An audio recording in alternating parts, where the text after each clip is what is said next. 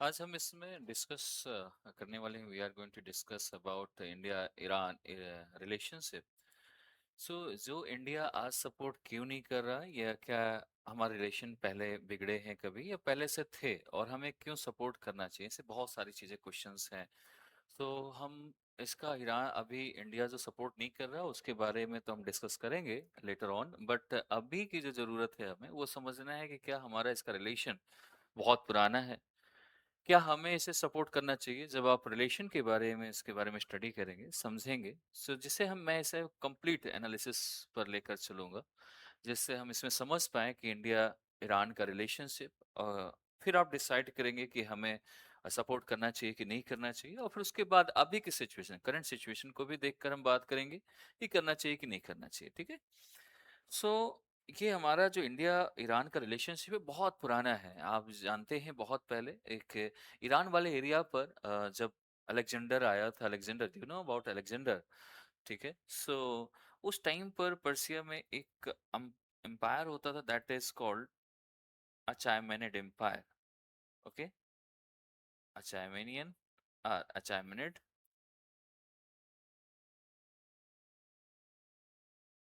मैनिड empire. ये Persia का empire था। ये काफी रूल किया, और ये इंडिया ईरान के उस टाइम पर कॉमन होमलैंड या कॉमन लिंग्विस्टिक और बहुत सारे कॉन्टेक्ट रहे हैं। और दूसरा कॉन्टेक्ट इसके साथ था, एक तो हमारा कॉमन है, कॉमन होमलैंड है, दोनों एक दूसरे से कनेक्टेड है। लैंड के थ्रू आप देखोगे अभी तो पाकिस्तान हट गया। अदरवाइज नियोलिथिक से हम स्टार्ट करें तो पाकिस्तान ईरान बॉर्डर से होकर ही हमारे नियोलिथिक के जो लोग थे वो ट्रेड किया करते थे। दूसरा ये कि पाकिस्तान जब से अलग हुआ, अदरवाइज उसका वेस्टर्न पार्ट पूरा ईरान से जुड़ा हुआ, पर्सिया ईरान के अंडर आता था। अफगानिस्तान, पर्सिया, टर्की, ये सारा जो ईरान है, इराक है, ये सारा पर्सिया के अंडर आता था। तो हमारा अगर हम मौर्य पीरियड में देखें, अलेक्जेंडर के टाइम पे देखें, नंदा डायनेस्टी से देखें, तो उस टाइम पे हमारे साथ पर्सिया के साथ काफी अच्छे रिलेशन थे। पर्सिया और इंडिया का रिलेशन उसी टाइम से स्टार्ट है। और तक्षशिला जो आज की डेट में आपका पाकिस्तान वाले एरिया पे है, पाकिस्तान और अफगानिस्तान के बीच में वहां पर लोकेटेड तक्षशिला जो था, that was the part of commercial centre.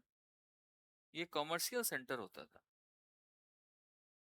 यहीं पर यूनिवर्सिटी भी, तक्षशिला यूनिवर्सिटी भी बनी। तो एक तो ये है रिलेशनशिप का दो तीन पार्ट, एक तो अचायमेनिड एम्पायर के साथ भारत का रिलेशन, इंडिया भारत का रिलेशन। दूसरा हमारे एक लिंग्विस्टिक, क्योंकि लैंग्वेज जो है वो काफी सिमिलर है, लिंग्विस्टिक प्रॉब्लम नहीं थी। दूसरा रेशियल पार्ट अगर देख लें आप, वैदिक एज में देख लो, हमारे सेंट्रल एशिया से ही आर्यंस आए हुए हैं, सो मे भी वो वहां से पार्ट, उसका पार्ट रहे हैं, सारी चीजें रही हैं। तो एक तो रेशियल भी है, racial past, linguistic, common linguistic, common racial past and common homeland. Homeland भी हमारा अगर देखा जाए तो कॉमन ही मान सकते हैं, मिडिल ईस्ट का पार्ट है। इसके साथ साथ दूसरा जो और एक फर्क पड़ा हमारे रिलेशन का बढ़ने का रीजन था, वो जब बुद्धिज्म आया ना, Buddhism. So Buddhist influences on Persia, Buddhist ने भी पर्सिया में इन्फ्लुएंस किया। बुद्धिस्ट इन्फ्लुएंस पर्सिया, पर्सिया को इसने भी इन्फ्लुएंस किया। और ये हमारा एक जो कंटिन्यूम था, या अब देखा जाए एक रिलेशन जो बुद्धिस्ट का उससे पहले के रिलेशन से, ये लगभग 7th century एडी तक इनका हमारा रिलेशन अच्छा खासा चला है। मतलब एक रिलेशनशिप, ऐसा रिलेशनशिप जो लॉन्ग टर्म काम कर रहा है। एक तो ये रिलेशन आ गया, नंबर वन रिलेशन यहाँ से स्टार्ट हुआ, और मैंने बताया कि एक तो ये चाइमंड एम्पायर। इससे पहले की बात कर लें तो वैदिक एज वाला पार्ट रख लो, वैदिक एज क्योंकि इससे पहले आया, इंडस वैली के टाइम से। इंडस वैली में वैसे भी इसी का, यहीं से होकर गुजरते थे। इंडस वैली से पहले नियोलिथिक का भी पार्ट था, नियोलिथिक से भी, नियोलिथिक में जो लोग यहाँ से होते हुए मेसोपोटामिया जाते थे, वो भी इसका रूट बना के रखा था इसको, ईरान का। तो हमें बहुत सारे कॉन्टेक्ट मिलते हैं। इसके बाद थोड़ा सा और आगे बढ़े हम, एडी में जाकर चलें, और 7th century के आसपास देखा जाए तो 6th और 7th century में, नॉट एट्थ सेंचुरी कह सकते हो, उस टाइम पे 7th century से स्टार्ट हुआ फिर से advent of Arab, advent of Islam India में आना स्टार्ट हुआ। राइट, एडवेंट ऑफ इस्लाम और अरब, यहां से आप देखेंगे ये रिलेशन हमारा स्टार्ट हुआ ट्रेडिंग से। आपने एक वर्ड सुना होगा, मोपिला। कहीं कहीं मोपिला नाम देते हैं, कहीं भी मोपिला नाम देते हैं, राइट? लॉट ऑफ नेम्स और देयर। तो यहाँ पर बहुत सारी चीजें हैं।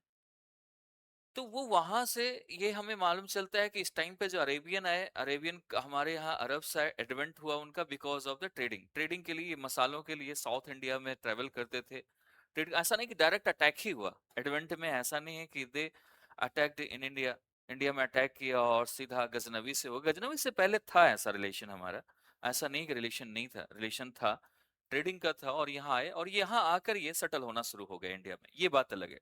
बिजनेस बढ़ने लगा साउथ इंडिया में, ये सेटल होना शुरू हो गया। और हमारे इंडिया में एक कल्चर था कि डाउरी देना, डाउरी के उसमें ये अपने लैंड देने लगे इंडियंस। जब लैंड देने लगे डाउरी के टाइम पे, तो ये लोग सेटल होने लगे, सेटल होने लगे तो यहाँ शादियां करके रहने लगे। और शादी होने के बाद इन्हें हम सन इन लॉ, हम भारत के क्या हो गए, सन इन लॉ, दामाद हो गए। तो ये एक बड़ा सा फैक्टर रहा है। और इन्हें ही अरबिक लैंग्वेज में इसे मोपिलाज बोलते हैं। मोपिलाज का मतलब होता है सन इन लॉज। सो ये माफिलाज इन्हें नाम दिया गया, इसीलिए ये हमें मॉडर्न इंडिया में भी इनका नाम मिलता है। गांधी जी इनका सपोर्ट किया जब ब्रिटिश इनकी लैंड छीनने लगी और एक्वायर करने लगी। सो दे सेड कि ये हमारी लैंड है। बट ब्रिटिश तो जानती थी कि आपकी नहीं है, आप तो आके बसे हो, जैसे हम आए हो वैसे आप भी आए थे बहुत पहले। तो एक तो ये रिलेशन इसका रहा है। कुछ इससे रिलेटेड हमारे पास लिटरेरी सोर्सेस भी हैं। वैदिक एज के टाइम पर ऋग वैदिक का, जैसे ऋग वैदिक हमारे पास बुक है और वेद है, वैसे ही एक ईरानियन बुक है जंड अवस्था। ये सेम कॉपी है लगभग लगभग, मैक्सिमम इसमें एविडेंसेस सेम मिलते हैं, जंड अवस्था। ये उस टाइम की ईरानियन लैंग्वेज में लिखी गई, पर्शियन लैंग्वेज में है। सो बेसिकली ये भी एक इसका पार्ट मानते हैं कि ऐसा था। इसके बाद मुगल्स, सूफीज्म आया, एडवेंट ऑफ इस्लाम आया, इस्लाम के बाद यहाँ पर सूफीज्म आया। Okay, Sufism, spiritual interaction between India and Iran start हो गया। And Sufism, spiritual interaction between India and Iran start हुआ। और इंडिया में देख लो स्पिरिचुअलिज्म बहुत ज्यादा था, तो हमने इस चीज को बड़ा फोकस किया। एंड देन ये तो है ही हमारा साथ है, spread of Persian literature and poetry in India. ये बड़ा, जैसे इंडिया में इस्लाम आना शुरू हुआ, इसके बाद ये पोएट्री का सिलसिला, लिटरेचर का सिलसिला स्टार्ट हुआ। और इंडिया इसे अच्छा खासा अडॉप्ट भी करने लगा, चीजें बहुत तेजी से स्प्रेड हुई। So next is spread of Persian literature and poem, poetry in India. ये होने लगा, इन्फ्लुएंस होने लगा इसका बढ़ने। पर influence in the field of art and culture, जब आपके आर्ट एंड कल्चर, कल्चर का पार्ट तो इस टाइम पे नहीं आया 6th 7th सेंचुरी में। बट जब आपका मोहम्मद गौरी जब से इंटर हुआ इंडिया में, यानी 12th सेंचुरी, आपको यू नो वेरी वेल कि 1191, ये आपको याद है अच्छे से, पानी, बैटल ऑफ पानीपत, वो Tarain, battle of Tarain, not Panipat, sorry. So वहां से हमारा यह है कि इस्लामिक जो एक कल्चर है, इंडो इस्लामिक कल्चर, आप पढ़ते हो, आर्किटेक्चर पढ़ते हैं, यू नो। सो यहाँ से 12th सेंचुरी से इस्लामिक कल्चर इंडिया में एंटर हुआ। तो इससे भी, इसने भी हमारे इंडिया के साथ एक रिलेशन, एक कनेक्शन बन गया। हमने भी फॉलो किया, इन्होंने हमारे कल्चर को भी फॉलो किया। एंड देन इसके बाद अब decline in the direct Indo Iranian links decline हुए धीरे धीरे। कंटिन्यूइंग कंटेम्पररी लिंक्स हमारे डिक्लाइन हुआ। तो ये तो हमारा हो गया पुराने टाइम का एक रिलेशन हुआ। फिर इसके बाद जब हमारी कंट्री स्ट्रगल कर रही थी ब्रिटिश के टाइम पर, तो उस टाइम पर फिर से हमारा रिलेशन डेवलप होना स्टार्ट हुआ। क्योंकि जब ब्रिटिशर्स आ गए या यूरोपियंस आ गए, तो इंडिया में हिंदू मुस्लिम एक जैसा हो गया। इसके साथ साथ आपको आपको खलीफा याद होगा कि खलीफा जब ब्रिटिश ने उन्हें कैप्चर किया, उन्हें पकड़ा, सो उसके बाद यहाँ यहाँ खिलाफत मूवमेंट स्टार्ट हो गया, आपके बिहार से स्टार्ट हुआ और हिंदू मुस्लिम फिर से एक साथ आए। एंड गांधी ने इस चीज की प्रेज भी की कि ये अच्छी चीज हुई कि हिंदू मुस्लिम एक साथ, यूनिटी बन रही है और ऑर्गेनाइजेशन बन रहा है, बहुत अच्छा हो रहा है, ये चीजें स्टार्ट हुई। इसके बाद इसमें बहुत टाइम बाद नेहरू ने इसमें एक पॉइंट मैं और आपको बता दूं कि अभी ओल्ड, जो एज ओल्ड टाइज हमारे, कैसे few people have been more closely related to the origin and throughout history than the people of India and the people of Iran. Jawaharlal Nehru ने इस चीज पर बात करी और इस चीज को बताया खास करके। इसके बाद जवाहरलाल नेहरू कहते हैं, I use to dream of a Persia, कि पर्सिया के बारे में एक ऐसा रिलेशन, ऐसा चीज, ऐसा देखा करते थे कि where bulbuls made love of the roses. इस चीज को समझोगे, made love to the roses, एक बुलबुल, एक कहानियां, ऐसी चीजों को लेकर। Where in dream land gardens poet sat around their wine cup and in evoke. तो ये सारी चीजें कि हम बैठे हैं, एक बुलबुल है, और एक ऐसा बुलबुल made love to the roses, ऐसा लग रहा है कि कनेक्शन है, एक प्यार है, झलक रहा है। एंड ड्रीम लैंड गार्डन्स है, पोएट है जो साथ में बैठे हैं, आसपास वाइन के गिलास लड़ रहे हैं। ऐसी चीजें वो बोलते कि हम रिलेशन डेवलप, ऐसा सोचता था कि मैं पर्सिया, एक ड्रीमिंग ऐसा करते थे पर्सिया को लेकर कि ऐसा होना चाहिए, पर्सिया ऐसा होना चाहिए, पर्सिया ऐसा हो सकता है, पर्सिया ऐसा प्लेस है जहां पर हम ऐसे देख सकते हैं। इसके बाद इसमें धीरे धीरे इन चीजों को ऐसा विजन, फिर इसकी चीजों को लेकर चलते रहे। एंड जवाहरलाल नेहरू ने ये भी कहा कि but now I have come to your country, जब मैं इनकी कंट्री में गया, इसमें पहुंचे, ईरान पहुंचे और पर्सिया पहुंचे, my dream has been formed into a concrete image. Concrete image में जो हमारी एक जो ड्रीम है वो फॉर्म्ड हो चुकी थी, that find is permanent place in the inner chamber of my experience and I have visited. कि उन्होंने एक विजिट किया, एक टॉम्ब था वहां पर, सैदीज टॉम्ब, उस टॉम्ब पे भी जाके विजिट किया, देखा उन्होंने। एंड उन्होंने ये भी चीज देखा कि वहां पर एक हाफिज का प्लेस था, रेस्टिंग प्लेस, वहां पर बैठे उसके पास, और उन्होंने काफी अच्छी महसूस किया। वहां पर गार्डन था, गार्डन को लेकर उस चीज को उन्होंने फील किया कि जो मेरा ड्रीम था वो दिख रहा है मुझे। चारों तरफ ग्रीन था उनके पास, वुडलैंड का काम हुआ था, आपके वुडलैंड से चीजें बनी हुई, यहाँ से वुडन से चीजें बनी हुई थी, ऐसा लग रहा था कुछ ऐसी चीजें हैं। और रोजेज आसपास दिख रहे थे, तो जो ड्रीम देखा था वो वहां पर उनको सच होता दिख रहा था। The past A Persia lent the old world perfume of its own sunny hours of spring to the morning of the day, and silent voice of your poet filled the silence in the heart of the poet of the modern India. So ये जवाहरलाल नेहरू ने Iran के बारे में ऐसा बात की, उन्होंने उनकी पोएट्स के बारे में इतनी बात की, समझाया, बताया कि ऐसी चीजें थी जो हमारे हार्ट पे, दिलों पे जगह करके गई हैं, और आज भी है ऐसा रिलेशन।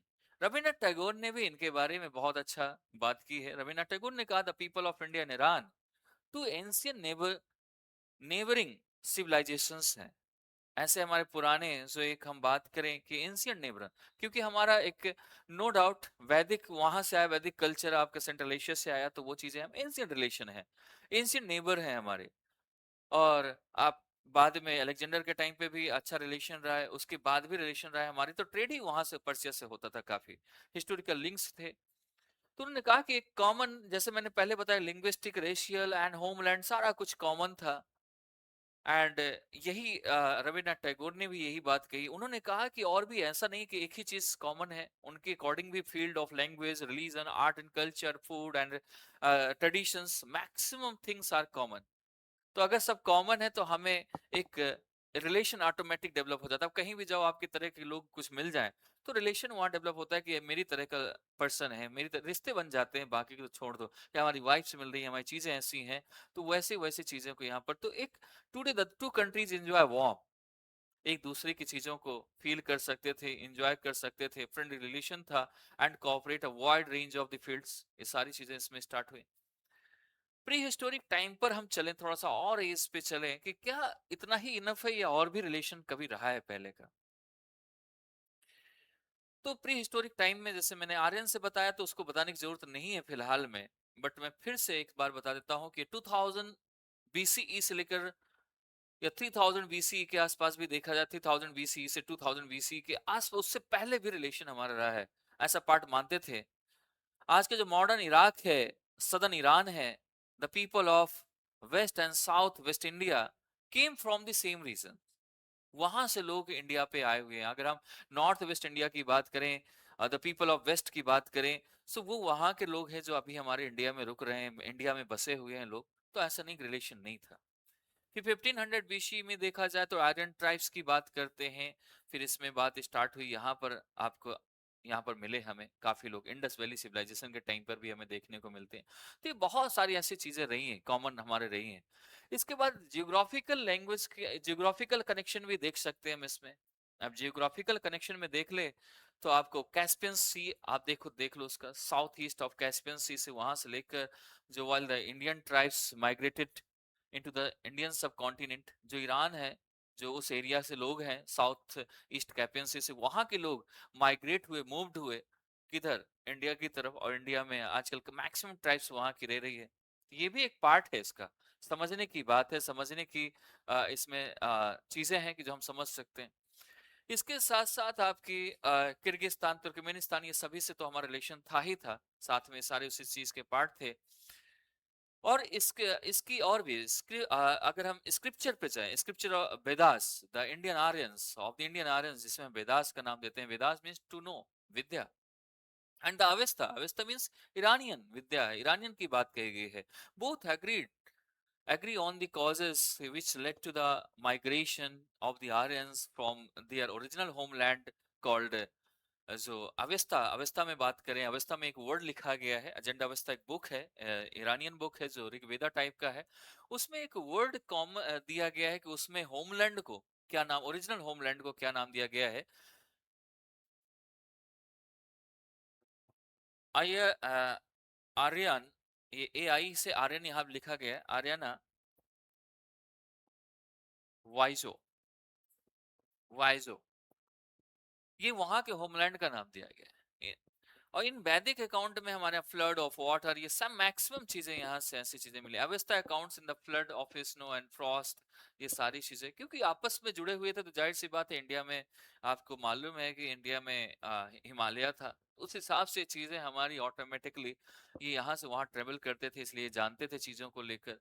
कहीं ना कहीं वहां पर भी पाणिनि की जो संस्कृत में संस्कृत बाय पाणिनि जो लिखा गया है, जो चीजें उनकी है, वो वहां पर भी, ईरान में भी उसके एविडेंसेस मिलते हैं कि वहां पर लोग ऐसे इसको फॉलो करते थे। तो ऐसे ये हमारे रिलेशन, बहुत सारी चीजें डेवलप हुई। अब अगर हम और भी लेवल पे चलें, और भी चीजें देखें, तो ये एक नॉर्मल सी चीज हो गई उस टाइम की, जो हम अभी देख सकते थे, अभी कॉमन हम इरा में देख सकते थे कैसे कैसे चीजें हुई।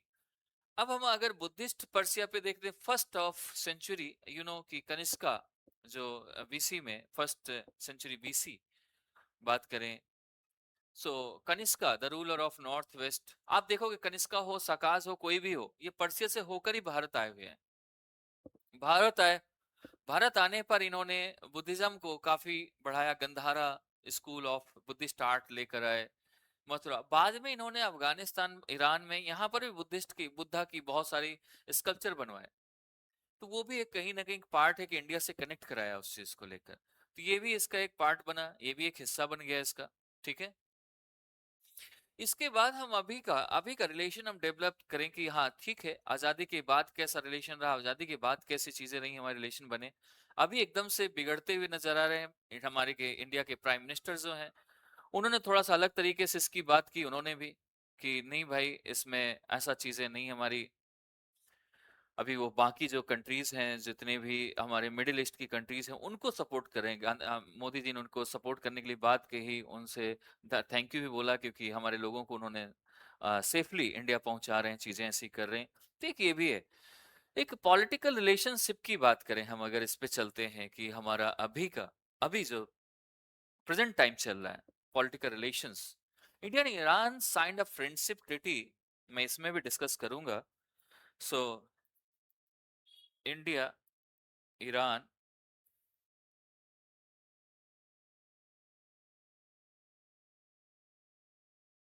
फ्रेंडशिप ट्रीटी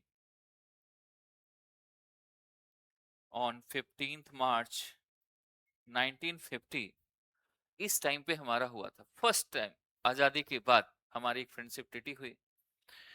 उसके बाद यहाँ पर हमारे प्राइम मिनिस्टर अटल बिहारी वाजपेयी काफी टाइम के बाद the visit of prime minister Shri Atal Bihari Vajpayee, PM Atal Bihari Vajpayee visit किया ईरान में। एंड फिर एक हमारा डिक्लेरेशन साइन हुआ वहां पर 2001 में, that is signing off Atal Bihari Vajpayee ने वहां साइन किया विजिट करके, तेहरान डिक्लेरेशन इन अप्रैल, तेहरान डिक्लेरेशन इन अप्रैल 2001 में।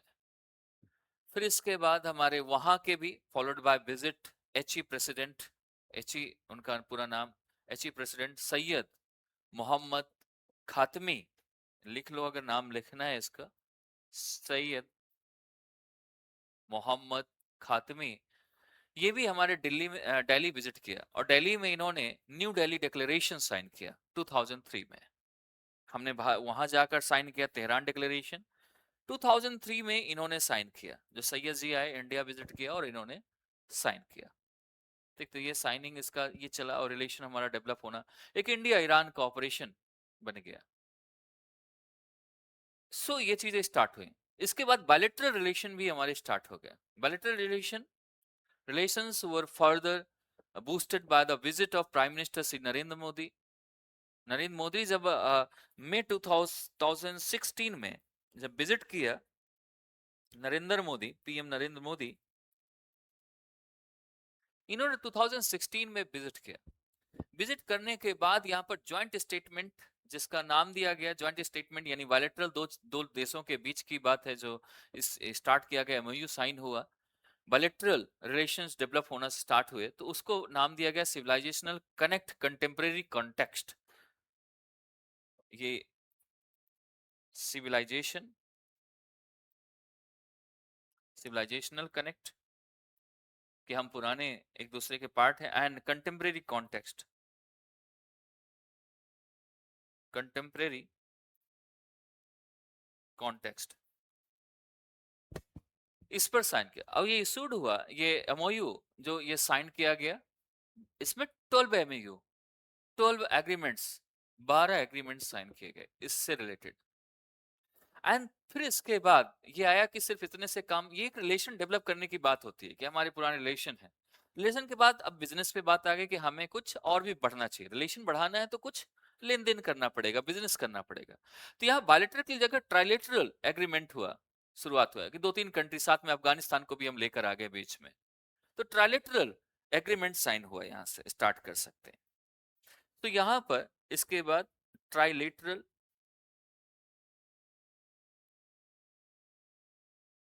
Agreement,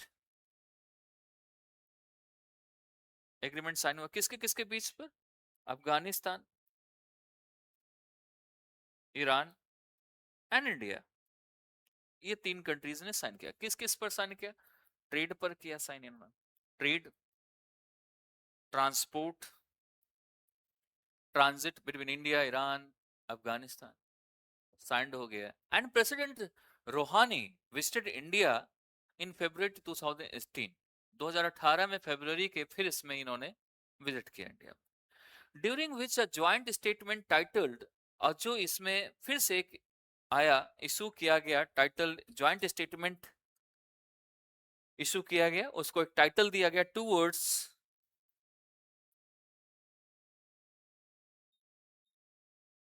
prosperity through greater connectivity,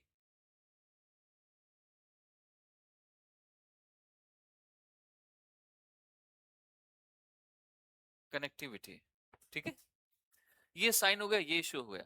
फिर इसके बाद prime minister Narendra Modi meet HE president Masoud Pezeshkian करके ऐसे कुछ नाम था। फिर उनके बाद इन्होंने on the sidelines of the 16th BRICS summit in Kazan Russia in October 2024, अभी रिसेंटली की बात कर ले हम इसमें, तो फिर मोदी जी मिले इस पे 2024 में, and the two leader discussed way to the, कैसे हम आगे चलेंगे, कैसे हम बायलैटरल रिलेशन को और स्ट्रॉन्ग कैसे करेंगे, बनाएंगे, ये स्टार्ट हो गया।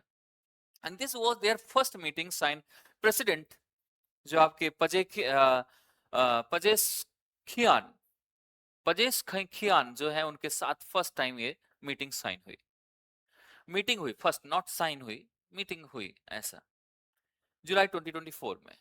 फिर दो लीडर्स ने सेवरल टेलीफोनिक कन्वर्सेशन होने शुरू हो गए इनके बीच में। Prime minister Narendra Modi meet Seyyed Ebrahim Raisi, उनसे भी मिले, ब्रिक्स में समिट 2023 में मिले थे पहले, इसके पहले तो उनसे भी मिले थे, बट इनके साथ कन्वर्सेशन, टेलीफोनिक कन्वर्सेशन में ये सारी बात हुई कि हम पहले भी मिले हैं, चीजें ऐसे हुई हैं, हमारी चीजें ठीक चल रही हैं, हम और भी बेटर कर सकते हैं। बोले ठीक है। इसके बाद एससीओ जो हेड है ऑफ द स्टेट समिट में समरकंद उज्बेकिस्तान इन सितंबर 2022 में भी हुई थी, पहले इसके पहले भी बात हुई, ऐसी बहुत सारी हमें विजिट हुई। फिर इसके बाद हमारे वाइस प्रेसिडेंट जगदीप धनखड़ ने भी विजिट किया ईरान में 22 मई 2024 में, 2024 में उन्होंने विजिट किया to attend official ceremony to pay the condolences following the demise of president doctor Seyyed Ebrahim Raisi. Foreign minister doctor Hossein Amir Abdollahian and other Iranian officers in May 2024। तो उसमें हमारे official visit में ceremony पे गए और हमारे जो vice president है उन्होंने विजिट किया, वहां पर देखा उस चीज को लेकर। इसके साथ they are to have been, कह सकते they have been two parliamentary speakers level visit between India and Iran with Lok Sabha Speaker Meira Kumar visiting Iran in 2011 पहले की अगर बात करें, एंड उनके बाद में वहां से रिटर्न में आए माजिस करके हैं। सो वो भी अब मतलब आना जाना हमारा रहा है, विजिट रहा है, तो रिलेशन हमारे बहुत पहले से चलते आ रहे हैं, चीजें चलती जा रही हैं। अब रिसेंटली 2025 की अगर हम बात कर लेंगे, 2025 में भी कुछ ऐसी एक्टिविटीज हुई हैं क्या ईरान के साथ, चीजें बनी हैं क्या? तो डॉक्टर सुब्रमण्यम जयशंकर, एस जयशंकर जिसे बात करें, जो हमारे अफेयर्स मिनिस्टर हैं, फॉरेन एक्सटर्नल मिनिस्टर हैं, एक्सटर्नल अफेयर मिनिस्टर है एस जयशंकर, वो भी ईरान विजिट किया जनवरी 2024 में। फिर इसके बाद उन्होंने विजिट किया मई 2025 में। तो ये सारी हमारी विजिट इसलिए हो रही थी कि हमारा रिलेशन डेवलप हो रहा था, रिलेशन बढ़ रहा था, और ये हमारा रिलेशन ऐसा बन गया कि एक दूसरे के लिए काफी चीजें, वो अलग बात है कि जब कभी पहलगाम का केस हो या कुछ ऐसा चीज होता है तो ईरान कभी ना कहीं एक एक थॉट होता है, एक चीजें माइंड में आइडियोलॉजी आपकी घुसी होती है थोड़ा सा कहीं ना कहीं एक अपने रिलीजन को लेकर, तो वो कहीं ना कहीं कमेंट बाजी ऐसी हुई है अजीब सी, तो वो कहीं ना कहीं एक पार्ट था। तो ये अगर हम रिलेशन की बात करें तो हमारे रिलेशन बहुत पुराने हैं, बहुत चीजें हमारी पुरानी हैं, बहुत सारी चीजें हैं। कल्चरल कॉपरेशन और and people to people relation भी हमारे इसमें रहे इंडिया और इनके साथ काफी, जो मैंने बताया स्वामी विवेकानंद कल्चरल की बात करें वहां पर स्टार्ट बहुत सारी चीजें हैं। अगर हम बात करें कि long history of civilisation cultural links between India and Iran continues to be a source of robust people and culture ties हुई वहां पर उस टाइम पर, देखा जाए समझा जाए। इंडियन कल्चर सेंटर जो है, इंडियन सेंटर की बात करें, Indian culture centre establish in 2013 में and rename Swami Vivekananda culture centre in 2018। तो एक हम वहां पर अपना सेटअप कर रहे हैं, अपनी चीजें स्टैब्लिश कर रहे हैं ईरान में जाकर, ये चीजें तो बहुत बड़ी बात है। और वहाँ के लोग यहाँ आ रहे हैं इंडिया में, यहाँ के लोग वहाँ जा रहे हैं, काफी चीजें ऐसी चीजें हो रही हैं जो हमारे आपने टूरिस्ट, जो आपका बजट टूरिस्ट बढ़ रहा है, चीजें हो रही हैं, हमारे कल्चर डेवलप हो रहे हैं, ये सारी चीजों को लेकर हमारी इसमें बात हुई, ये सारी चीजें हमारा रिलेशन डेवलप होना स्टार्ट हुआ।